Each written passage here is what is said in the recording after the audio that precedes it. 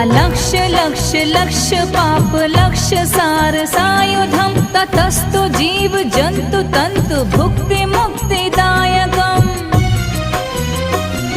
विरंचि विष्णु शंकर सकीय धाम वर्मदे त्वदीय पाद पंकजं नमामि देवी नर्मदे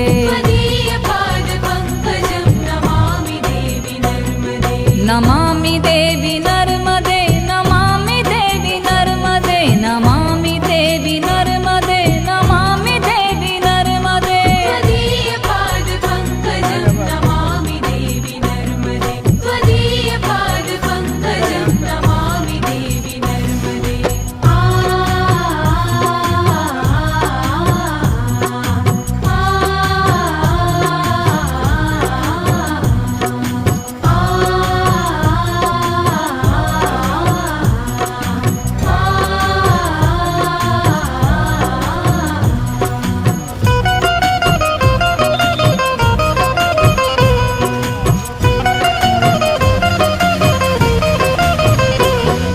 अहोम्रतं सनं श्रुतं